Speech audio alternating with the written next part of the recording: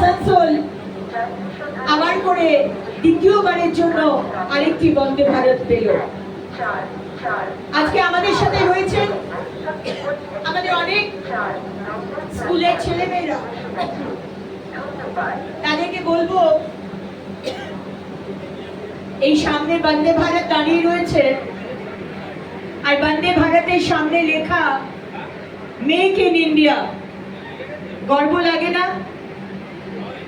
গর্ববোধ হয়? গর্ববোধ হয়?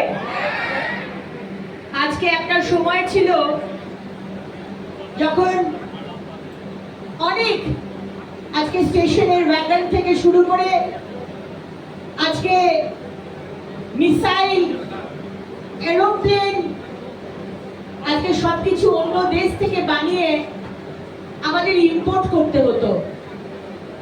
কিন্তু আজকে মাননীয় প্রধানমন্ত্রী নরেন্দ্র মোদীজির জন্য আজকে আমরা একটা ছুঁচ থেকে, বন্দে ভারত থেকে, বোয়িং থেকে সবকিছু আমরা আমাদের দেশে বানাচ্ছি, যাকে মাননীয় প্রধানমন্ত্রী নাম দিয়েছেন আত্মনির্ভর ভারত। ভারত আজকে আত্মনির্ভর। ভারতবর্ষের প্রতিটা জিনিস আজকে আমরা দেশে বানাচ্ছি, এবং শুধু দেশে বানানো নয়, কোভিডের সময় আমরা দেখেছিলাম আজকে আমরা কোভিডের ভ্যাকসিন বানিয়ে প্রায় 56টা দেশে আমরা নিজেরা ডেলিভারি করেছি, আমরা দিয়েছি।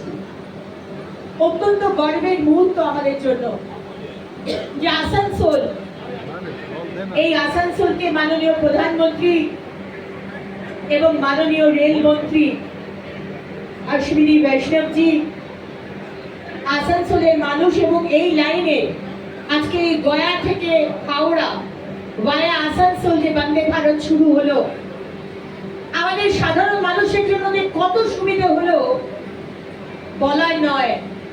আজকে রেলওয়েকে বলা হচ্ছে গতি শক্তি।